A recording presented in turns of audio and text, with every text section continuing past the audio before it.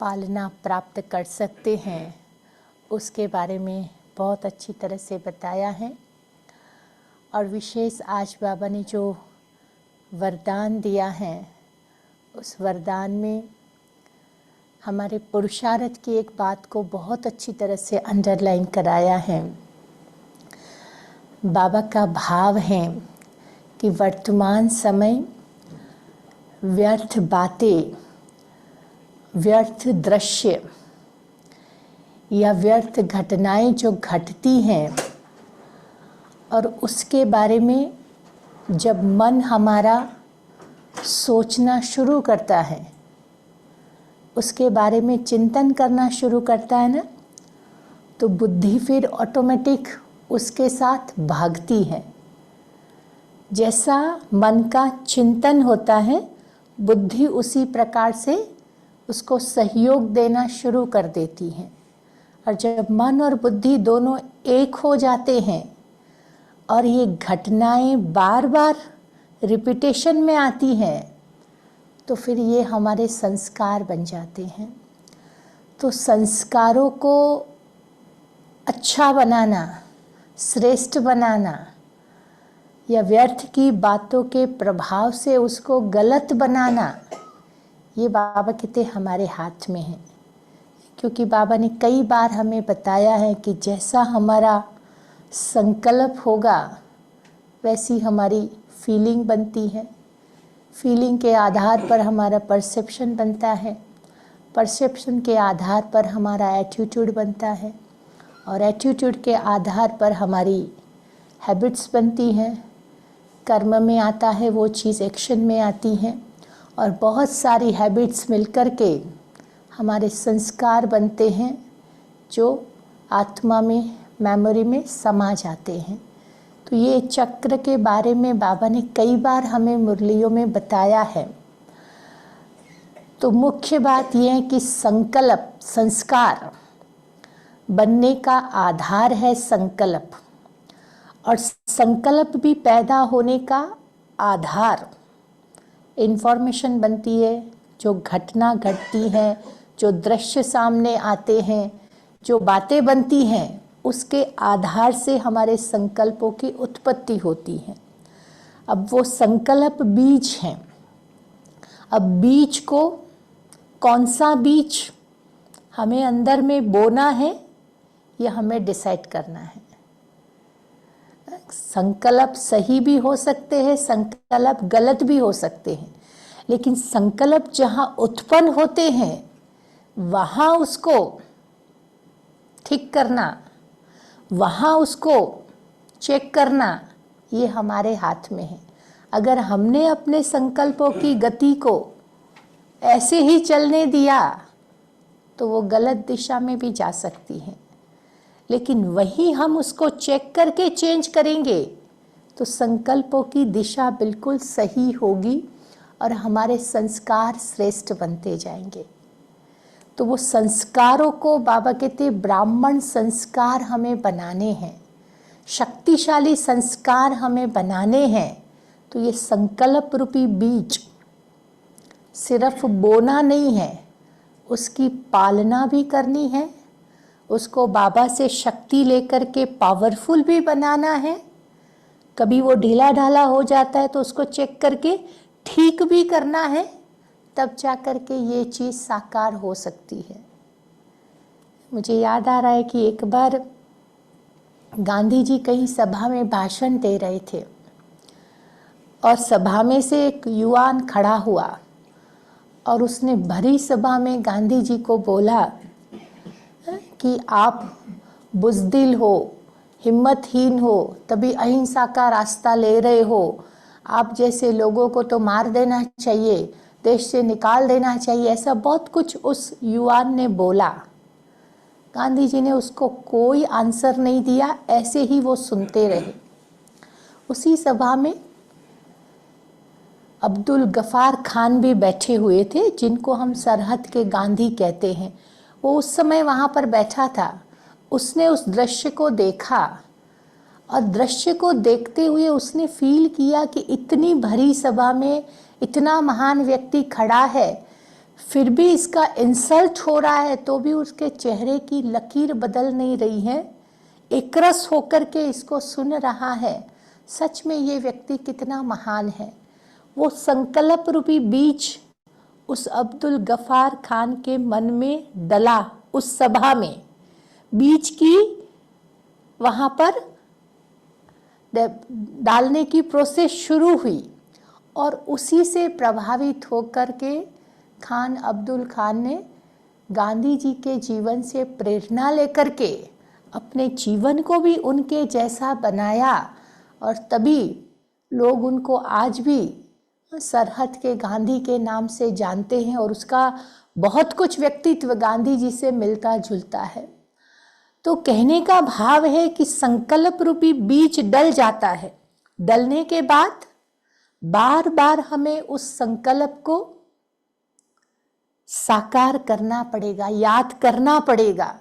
और जब हम बार बार उसको रिवाइज करते हैं तो वो संकल्प में दृढ़ता आती जाती है। हमारे पास एक डॉक्टर आते थे तो वो डॉक्टर सुनाते थे कि मैं जब स्टूडेंट था, एज अ मेडिकल स्टूडेंट था, तो जिस कॉलेज में पढ़ता था उस कॉलेज में पढ़ते हुए मेरा एक संकल्प पावरफुल था कि मैं भविष्य में इसी कॉलेज का डीन बनूंगा। और वो बीज उसमें डला था। बार बार वो दृश्य को देखता था कि मैं इस कॉलेज का डीन हूँ, डीन हूँ, डीन हूँ, और उस दिशा में उसका पुरुषार्थ भी था। तो 8 साल के बाद वही उस कॉलेज में डीन के रूप में डेप्यूट किया गया। तो मीन संकल्प में वो शक्ति है, लेकिन उसकी हमें पालना करनी पड़ेगी। उसको हमें सूर्य की शक्ति माना बाबा का पावर देना पड़ेगा, तब जाकर के हम उसको साकार कर सकते हैं। और बाबा हमारे से क्या चाहते हैं कि अमृत वेला सुबह सुबह संकल्प तो हम करते ही हैं, उठते हैं, फ्रेश होते हैं, तैयार होते हैं, कामकाज को देखते हैं, कभी शरीर का कोई अंग सहयोग नहीं देता है तो उसके बारे में सोचते हैं। मतलब सोचने की प्रक्रिया तो चालू है, लेकिन बाबा कहते सुबह सुबह इस प्रक्रिया के पहले हम मन को शक्तिशाली 1 या 2 संकल्पों से भर दे। और वो 2 संकल्प जैसे भगवान के पास हमें वरदान के रूप में मिले हैं, उस हिसाब से उसको एक्सेप्ट करो, स्वीकार करो। और फिर पूरे दिन की दिनचर्या में अगर उस संकल्प को हमने 15-20 बार रिवाइज किया, उस संकल्प को याद करते हुए मन बुद्धि को बाबा के पास ले गए और उस संकल्प को बल दिया, तो बाबा कहते हम भी अपने संकल्पों को साकार कर सकते हैं। बाबा ने हमें लक्ष्य दिया है, तुम्हें फरिश्ता बनना है, देवता बनना है, ऐसी ऊंची स्टेज पर पहुंचना है। तो वो दृश्य को बार बार रिवाइज करो। साकार बाबा क्या कर रहा था, बीच बीच में बाबा मैं छोटा सा मिचनू हूँ, वो दृश्य को फील करता था। और एक्शन में भी दादियाँ सुनाती हैं कि बाबा ऐसे हमारे साथ बिहेव करता है जैसे वो 2 साल का 3 साल का बच्चा है, मिचनू है, कृष्ण है। उस हिसाब से वो अपने साथ बिहेव करते थे। तो कहने का भाव बाबा ने भी उस दृश्य को इमर्ज किया कि मैं भविष्य में कृष्ण बनने वाला हूँ, मैं नारायण बनने वाला हूँ। वो दृश्य को जितना उन्होंने बार बार रिवाइज किया तो वही दृश्य प्रैक्टिकल में उस लक्ष्य तक पहुँचने में साकार रूप में पहुँच गए। तो बाबा के इस भाव को पकड़ते हुए हम भी अपने पुरुषार्थ की इस मार्जिन को शक्तिशाली संकल्पों से शुरू करें और उसको अपनी दिनचर्या में बार बार रिवाइज करके बाबा से शक्ति लेकर के उसकी पालना करते रहे। तो ये बाबा का आज की मुरली में वरदान था। तो बाबा के आज के महावाक्य सुनते हैं। 19/9/2024 के बाबा के साकार महावाक्य हैं। सार रूप में बाबा कह रहे हैं, मीठे बच्चे, तुम्हारा काम है अपने आप से बातें करना। तुम्हारा काम है अपने आप से बातें करके पावन बनना। दूसरी आत्माओं के चिंतन में टाइम वेस्ट मत करो। दूसरी आत्माओं के चिंतन में टाइम वेस्ट मत करो। कल भी हम सुन रहे थे कि अपने आप से जितना हम बातें करेंगे ना, तो हम अपने आप को देख पाएंगे, समझ पाएंगे कि मैं आत्मा अभी कहाँ तक पहुँची हूँ, कहाँ तक मुझे पहुँचना है, कितना मार्जिन मुझे गैलप करना है, ये समझ में आएगा। हम अपने आप से बातें नहीं करेंगे, अपने आप को चेक नहीं करेंगे, तो जहाँ है वहाँ कभी स्टक हो जाने की भी मार्जिन हो जाती है। तो बाबा कहते पावन बनने के लिए अपने आप से बातें करो। फिर बाबा का प्रश्न है कि कौन सी बात बुद्धि में आ गई तो पुरानी सब आदतें छूट जाएंगी। कौन सी बात बुद्धि में आ जाएंगी तो पुरानी सब आदतें छूट जाएंगी। तो बाबा का जवाब है कि क्या याद रखें हम कि हम बेहद बाप की संतान है। बेहद बाप की संतान है तो कौन ठहरे? विश्व के मालिक ठहरे। विश्व के मालिक ठहरे। हमें देवता बनना है।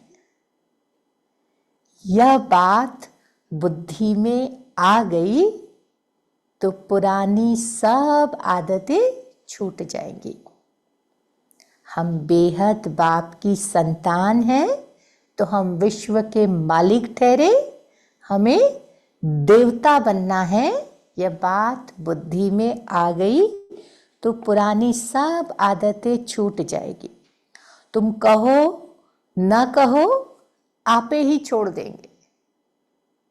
बाबा कहते लक्ष्य पक्का हो गया कि मुझे क्या बनना है, विजन आ गया कि मुझे क्या बनना है, तो बाबा कहते और सब बातें ऑटोमेटिक छूट जाएगी।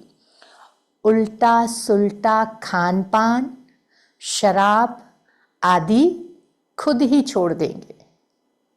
जब देवताओं को ऑफर नहीं करते हैं तो बाबा कहते ये चीजें आपे ही छूट जाएगी।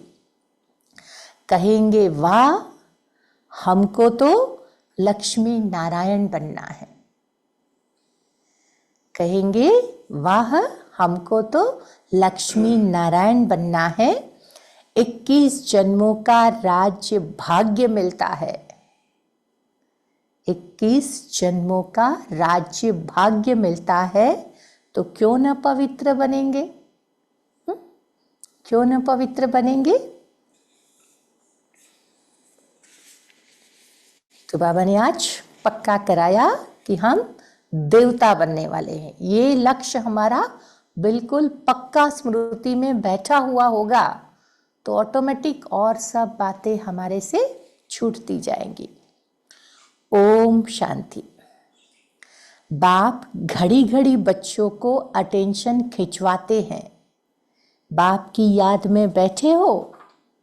पूछ रहा है बाबा। बाबा याद है ना? बाबा के सामने बैठे हैं तो बाबा याद है। बुद्धि कोई तरफ तो नहीं भागती है ना? बाप को बुलाते ही इसीलिए हो कि बाबा आकर के हमें पावन बनाओ। अब पावन तो जरूर बनना है और नॉलेज तो तुम किसको भी समझा सकते हो। यह सृष्टि का चक्र कैसे फिरता है किसको भी तुम समझाओ तो झट समझ जाएंगे। बल पवित्र नहीं होगा तो भी नॉलेज तो पढ़ ही लेगा, कोई बड़ी बात नहीं है। 84 का चक्र और हरेक युग की इतनी आयु है, इतने जन्म होते हैं, कितना सहज है। इनका कनेक्शन याद से नहीं है, यह तो पढ़ाई है। बाप तो यथार्थ बात समझाते हैं। बाप कहते ज्ञान सहज है, ज्ञान में मेहनत नहीं है। कोई अज्ञानी आत्मा भी हमारे ज्ञान को सुन करके किसी को सुनाना होगा तो सुना देगा, लेकिन बाप कहते बाकी मुख्य बात है सतो प्रधान बनने की बात।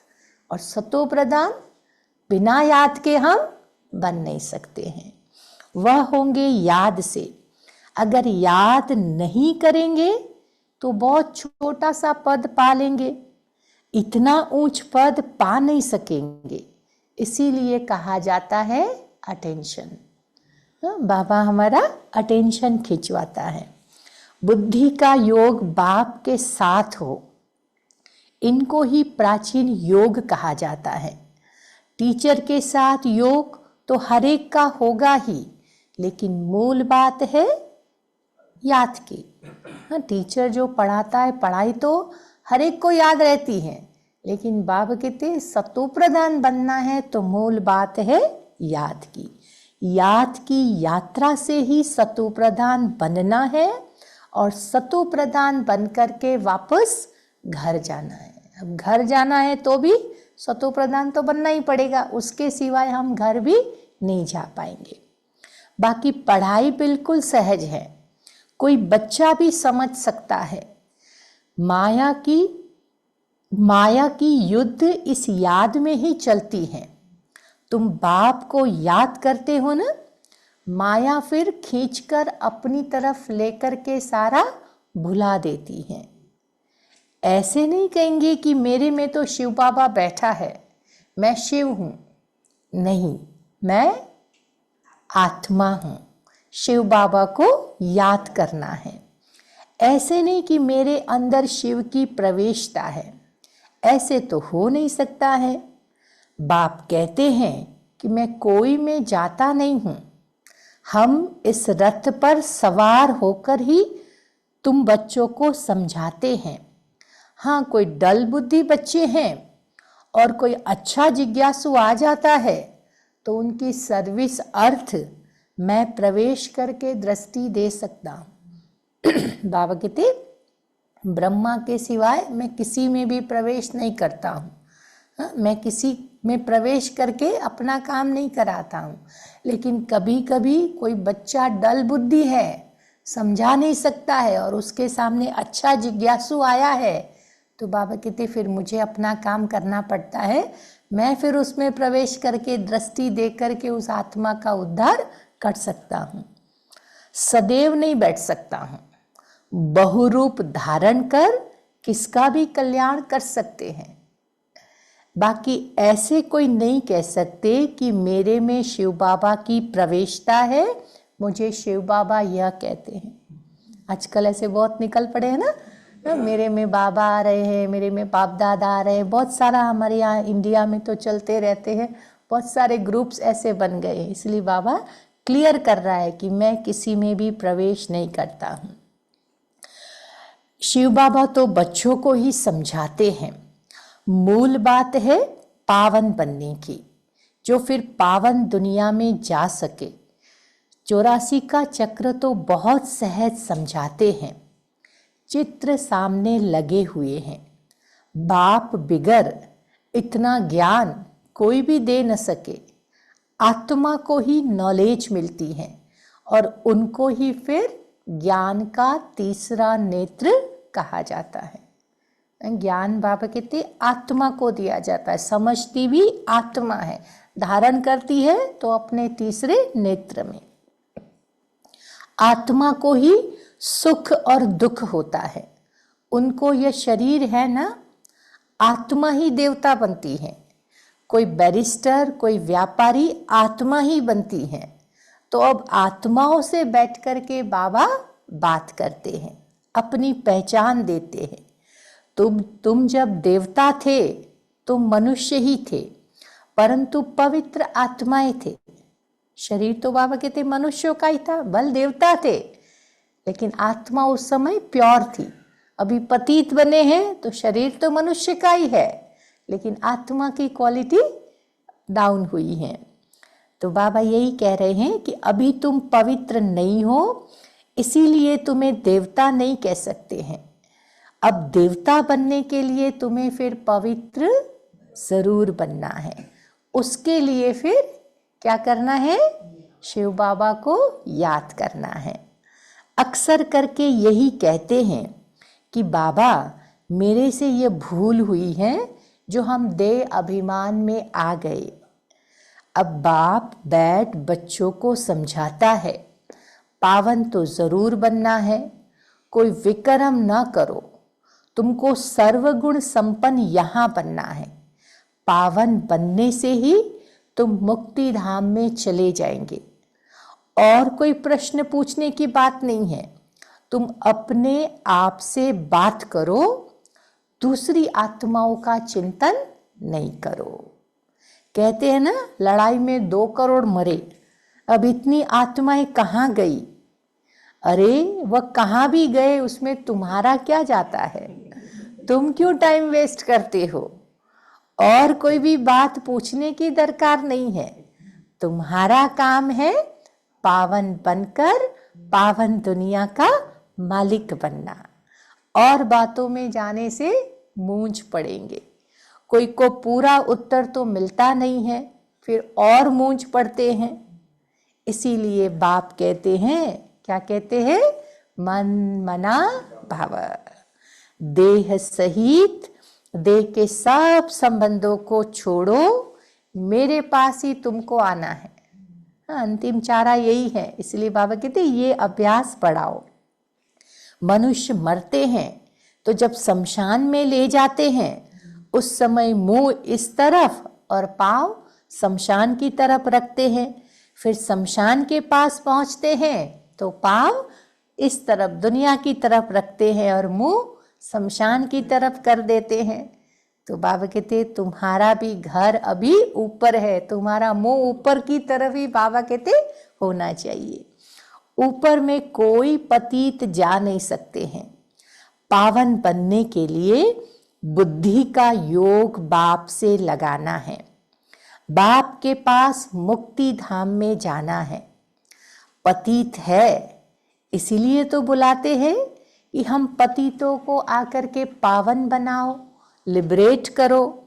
तो अब बाप कहते हैं जब मुझे बुलाया है, मैं आया हूं, तो अब पवित्र बनो। बाप जिस भाषा में समझाते हैं उसी में ही कल्प कल्प समझाएंगे। जो भाषा इनकी है उसमें ही समझाएंगे ना। शरीर के रथ की भाषा जो है बाबा कहते हैं उसी में ही मैं समझाऊंगा। आजकल हिंदी बहुत चलती है, ऐसे नहीं कि भाषा बदल सकती है, नहीं। संस्कृत आदि भाषा कोई देवताओं की है नहीं। हिंदू धर्म की संस्कृत नहीं है, हिंदी ही होनी चाहिए। फिर संस्कृत को क्यों उठाते हैं? तो बाप समझाते हैं कि यहाँ बैठते हो तो बाप की याद में बैठना है, और कोई बातों में तुम जाओ नहीं। बाबा कहते इन बातों में जाने की दरकार नहीं है। बाबा हमें उसी भाषा में समझा सकते हैं जो बच्चे समझ सकते। अगर बाबा आकर के संस्कृत में मुरली सुनाता तो हम समझ पाते? तो बाबा कहते मैं बच्चों की भाषा में बात करता हूँ। फिर बाबा कहते और बातों में बुद्धि को नहीं चलाओ। इतने मच्छर निकलते हैं, कहाँ जाते हैं? अर्थक्वेक में ढेर के ढेर फट से मरते हैं। आत्माएं कहाँ जाती हैं? इसमें तुम्हारा क्या जाता है? तुम क्यों टाइम वेस्ट करते हो? तुमको तो बाप ने श्रीमत दी है ना, अपनी उन्नति के लिए पुरुषार्थ करो, और बातों में नहीं जाओ, औरों के चिंतन में मत जाओ। ऐसे तो अनेक बातों का चिंतन हो जाएगा। बस मुझे याद करो, जिसके लिए बुलाया है उस युक्ति में चलो।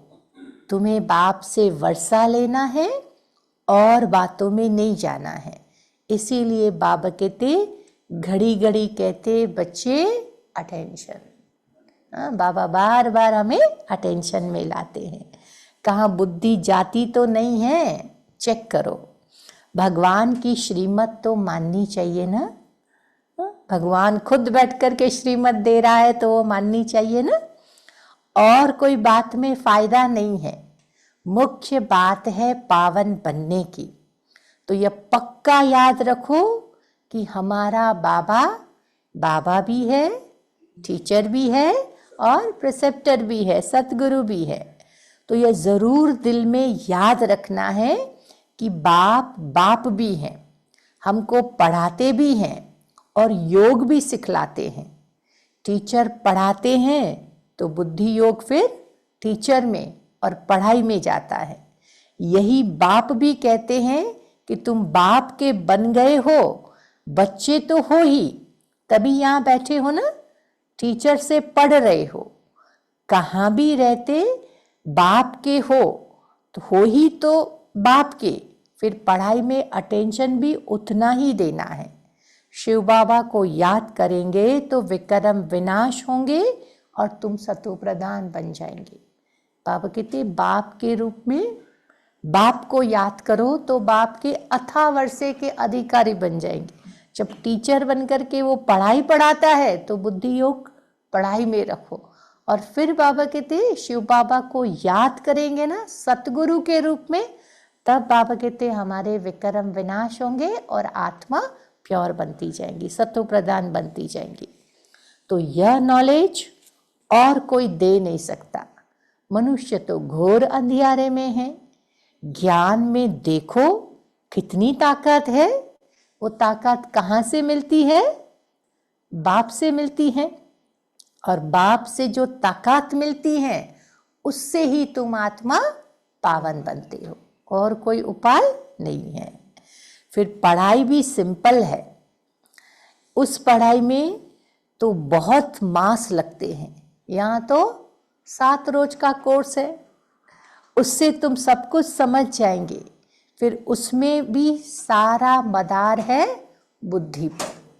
बुद्धि कितना इन बातों को स्वीकार करती है। कोई जास्ती टाइम लगाते हैं, कोई कम, कोई तो 2-3 दिन में भी अच्छी रीति समझ जाते हैं। लेकिन मूल बात है, आज बाबा ठोक ठोक के पक्का करा रहे हैं, बाप को याद करना और पवित्र बनना, वही मुश्किलात होती हैं। बाकी पढ़ाई तो मोस्ट सिंपल है। स्वदर्शन चक्रधारी बनना है। 1 रोज के कोर्स में भी सब कुछ समझ सकते हो। हम आत्मा हैं, बेहद बाप की संतान है, तो जरूर हम कौन ठहरे? विश्व के मालिक ठहरे। ये बुद्धि में आता है ना। अब देवता बनना है तो दैवी गुण भी धारण करने हैं। जिसको बुद्धि में यह बात आ गई ना, वो फट से सब आदतों को छोड़ देंगे। तुम कहो न कहो आपे ही छोड़ देंगे। उल्टा सुल्टा खान पान शराब आदि खुद ही छोड़ देंगे। कहते हैं वाह बाबा, हमको तो देवता बनना है, 21 जन्मों के लिए राज्य मिलता है, तो क्यों नहीं पवित्र रहेंगे? चटक जाना चाहिए, बाप की याद में चटक जाना चाहिए। मुख्य बात है याद की यात्रा। बाकी 84 के चक्र की नॉलेज तो 1 सेकंड में मिल जाती है, देखने से ही समझ जाते हैं। अब नया झाड़ जरूर छोटा होगा ना, अभी तो कितना बड़ा झाड़ तमो प्रधान बन गया है, कल फिर नया छोटा सा झाड़ बन जाएगा। तुम जानते हो कि यह ज्ञान कभी कहाँ से भी मिल नहीं सकता है, यह पढ़ाई है। लेकिन पहली मुख्य शिक्षा यहाँ पर मिलती है, बाप को याद करो। बाप पढ़ाते हैं, यह निश्चय करो कि मैं ही तुमको राजयोग सिखलाता हूँ, और कोई मनुष्य ऐसे कह नहीं सकते हैं। टीचर पढ़ाते हैं तो जरूर टीचर को याद करेंगे ना। बेहद का बाप भी है जो हमें स्वर्ग का मालिक बनाते हैं, परंतु आत्मा कैसे पवित्र बनेंगी यह कोई भी बता नहीं सकता है। शरीर को स्वच्छ बनाने के लिए गंगा में जाने की विधि बताते हैं, लेकिन आत्मा को प्योर कैसे बनाना है बाबा कहते ये कोई साधु संत सन्यासी हमें नहीं बता सकते हैं। तो बाबा कहते कि भल अपने को भगवान कहे व कुछ भी कहे, परंतु वे आपको पावन नहीं बना सकते। आजकल भगवान तो बहुत हो गए हैं, मनुष्य मूंझ पड़े हैं। कहते हैं अनेक धर्म निकलते हैं, पता नहीं कौन सा धर्म राइट है। भल तुम्हारी प्रदर्शनी व म्यूजियम आदि का उद्घाटन करते हैं, परंतु समझते कुछ भी नहीं है। वास्तव में उद्घाटन तो हो ही गया है। पहले फाउंडेशन पड़ता है, फिर जब मकान बनकर तैयार होता है तब उद्घाटन होता है। फाउंडेशन लगाने के लिए भी बुलाया जाता है। तो ये बाप ने स्थापना तो कर दी है ना, नई दुनिया की स्थापना तो कर दी है ना, बाकी नई दुनिया का उद्घाटन तो हो ही जाना है। बाबा कहते हैं उसकी कोई मेहनत नहीं करनी है, उसमें किसके उद्घाटन करने की दरकार नहीं रहती है, उद्घाटन स्वतः ही हो जाता है। यहाँ पढ़कर लायक बनकर फिर तुम नई दुनिया में चले जाएंगे। तुम समझते हो ना कि अभी हम स्थापना कर रहे हैं, जिसके लिए ही मेहनत करनी होती है। विनाश होगा, फिर यह नई दुनिया भी बदल जाएगी। फिर तुम जब नई दुनिया में राज्य करने आएंगे तो वो सतयुग कहा जाएगा। सतयुग की स्थापना बाप ने की है। फिर तुम आएंगे तो स्वर्ग की राजधानी मिल जाएगी। बाकी ओपनिंग सेरेमनी कौन करेगा? बाप तो स्वर्ग में आता नहीं है। बाबा कहते तुम तो मुझे पुरानी दुनिया में ही बुलाते हो, नई दुनिया में तो बुलाते ही नहीं हो। आगे चल के देखना है कि स्वर्ग में क्या होता है, पिछाड़ी में क्या होता है, आगे चल कर के समझेंगे। तुम बच्चे जानते हो ना कि पवित्रता के बगैर विथ ऑनर हम स्वर्ग में जा नहीं सकते। पहली कंडीशन है पवित्र बनना है।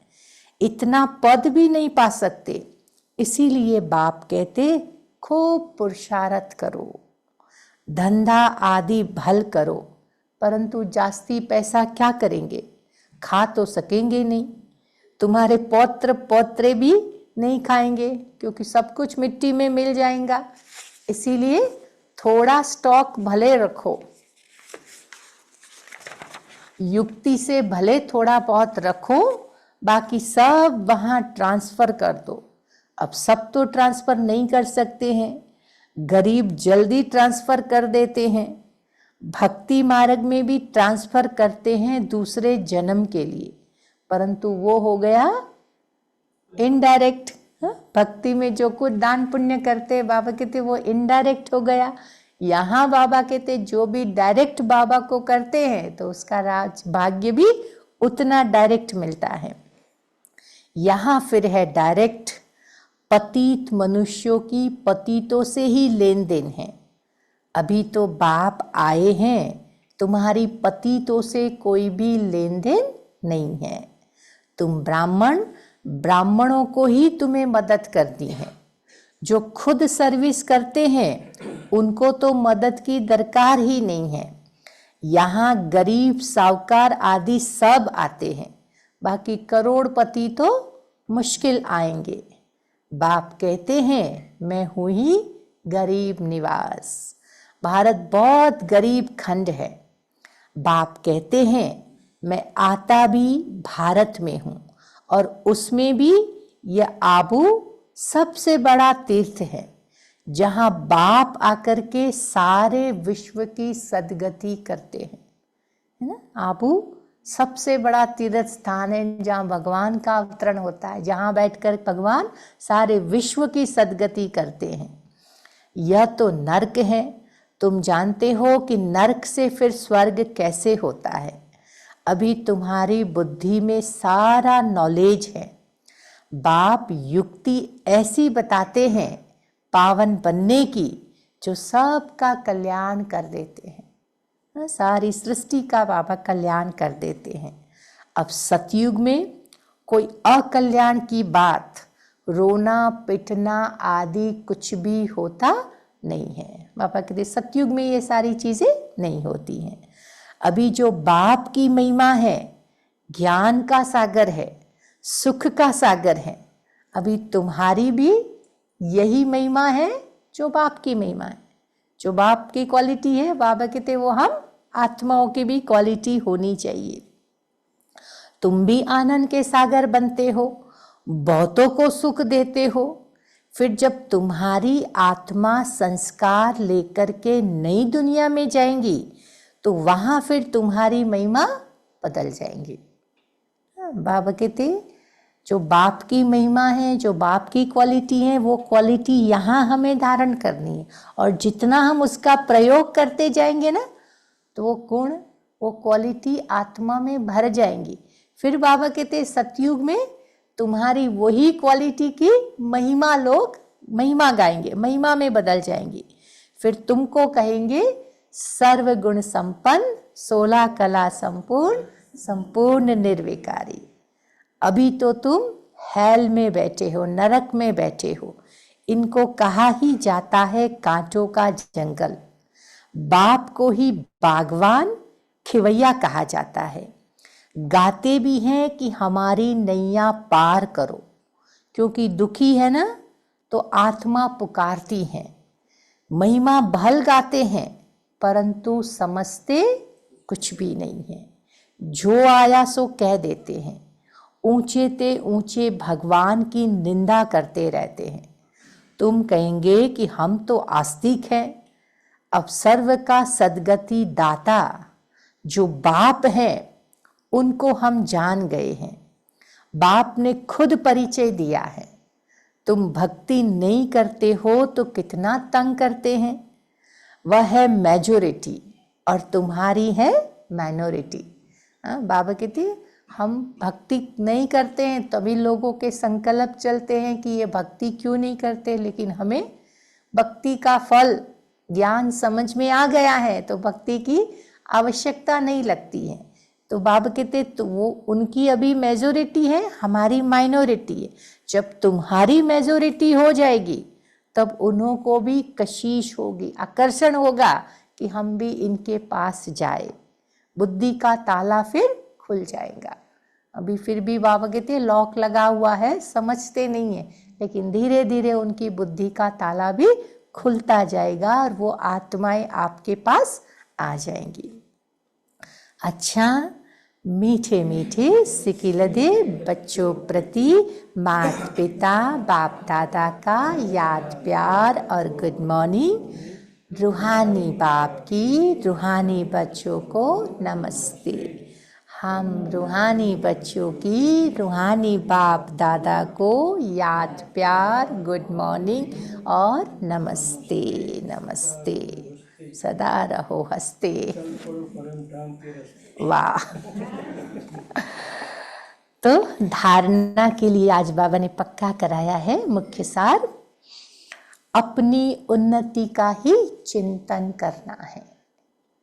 अपनी उन्नति का ही चिंतन करना है, दूसरी किसी भी बात में नहीं जाना है। दूसरी किसी भी बात में नहीं जाना है। पढ़ाई और याद पर पूरा पूरा अटेंशन देना है। पढ़ाई और याद पर पूरा पूरा अटेंशन देना है। बुद्धि भटकानी नहीं है। बुद्धि भटकानी नहीं है। अब बाप डायरेक्ट आए हैं, इसीलिए अपना सब कुछ युक्ति से ट्रांसफर कर देना है। अब बाप डायरेक्ट आए हैं, इसीलिए अपना सब कुछ युक्ति से ट्रांसफर कर देना है। पतित आत्माओं से लेन देन नहीं करना है। पतित आत्माओं से लेन देन नहीं करना है। विथ ऑनर स्वर्ग में चलने के लिए पवित्र जरूर बनना है। विथ ऑनर स्वर्ग में चलने के लिए पवित्र जरूर बनना है। फिर बाबा का आज का वरदान है, मन और बुद्धि को व्यर्थ से मुक्त रख। ब्राह्मण संस्कार बनाने वाले रूलर भव। मन और बुद्धि को व्यर्थ से मुक्त रख, ब्राह्मण संस्कार बनाने वाले रूलर भव। कोई भी छोटी सी बात, व्यर्थ वातावरण व व्यर्थ दृश्य का प्रभाव पहले मन पर पड़ता है और फिर बुद्धि उसमें सहयोग देती है। तो मन और बुद्धि अगर उसी प्रकार चलती रहती है तो वो फिर संस्कार बन जाता है। फिर भिन्न भिन्न संस्कार दिखाई देते हैं जो वास्तव में ब्राह्मण संस्कार नहीं है। व्यर्थ वातावरण या व्यर्थ के कनेक्शन में जो संकल्प चलते हैं और उसके आधार पर जो संस्कार बनते हैं, बाबा कहते वो ब्राह्मण संस्कार नहीं है। किसी भी व्यर्थ संस्कार के वश होना, अपने से ही युद्ध करना, घड़ी घड़ी खुशी गुम हो जाना, यह क्षत्रियपन के संस्कार है। बाबा हमें रिजल्ट बता रहे हैं कि व्यर्थ संस्कार के वश होना, अपने आप से ही युद्ध करते रहना, घड़ी घड़ी खुशी गुम हो जाना, यह क्षत्रियपने के संस्कार है। ब्राह्मण अर्थात रूलर, स्वराज अधिकारी, व्यर्थ संस्कारों से मुक्त होंगे, परवश नहीं। तो समझा, बाबा हमें रूलर बना रहे हैं। ब्राह्मण अर्थात रूलर, स्वराज अधिकारी। स्लोगन है, मास्टर सर्वशक्तिवान वह है जो दृढ़ प्रतिज्ञा से सर्व समस्याओं को सहज ही पार कर ले। मास्टर सर्वशक्तिवान वह है जो दृढ़ प्रतिज्ञा से सर्व समस्याओं को सहज पार कर ले। जहाँ दृढ़ता है वहाँ समस्याएं टिकती नहीं है, सेकंड में पार हो जाती हैं। और आज का हमारा अव्यक्त इशारा है, आप बच्चे जितना हर कामना से न्यारे रहेंगे उतना आपकी हर कामना सहज पूरी होती जाएंगी। फैसिलिटीज मांगो नहीं, दाता बनकर के दो। कोई भी सेवा प्रति व स्वयं प्रति सैल्वेशन के आधार पर स्वयं की उन्नति व सेवा की अल्पकाल की सफलता प्राप्त हो जाएंगी, लेकिन आज महान होंगे, कल महानता की प्यासी आत्मा बन जाएंगे। सदा प्राप्ति की इच्छा में रहेंगे ना, इसीलिए इच्छा मात्रम अविद्या बनो। बाबा कहते हर कामना से न्यारे रहेंगे ना, उतनी हर कामना आपकी सहज पूरी होती रहेंगी। इच्छाओं के बाजार में बाबा कहते बहुत सारी इच्छाएं, एक इच्छा अनेक इच्छाओं को उत्पन्न करती है। ये भी चाहिए, ये भी चाहिए, ये भी चाहिए, चाहिए चाहिए वाली भावना है ना, बाबा कहते वो कभी हमें इच्छा मात्रम अविद्या नहीं बनने देंगे। इसलिए किसी भी चीज़ की कामना नहीं रखो। बाबा कहते फैसिलिटीज मांगो नहीं, दाता बनकर के सबको सहयोग देते चलो। जब आप सहयोग देते जाएंगे ना, ऑटोमेटिक इच्छाएं परछाई की तरह आपके पीछे आएंगी, आपको उसे मांगने की जरूरत नहीं पड़ेगी। हम अपने आप को लायक बनाते जाएंगे ना, तो ऑटोमेटिक आपके पीछे आती जाएंगी, हमें मांगने की दरकार नहीं होगी। और बाबा कहते अगर अल्पकाल की इच्छाएं टेम्पररी आपको सफलता अनुभव भी कराएंगी, लेकिन आगे चल कर के हम महानता की प्यासी आत्मा बन जाएंगे। हर बात में हम इच्छाओं की कामना रखते हुए चलेंगे तो वो महानता के शिखर पर नहीं पहुंच पाएंगे, उसके लिए तरसना पड़ेगा। इसीलिए बाबा कहते इच्छा मात्रम अविद्या की स्थिति में रह करके इच्छाओं और कामनाओं की आश मत रखो। ये बाबा का आज का भाव है। ओम शांति।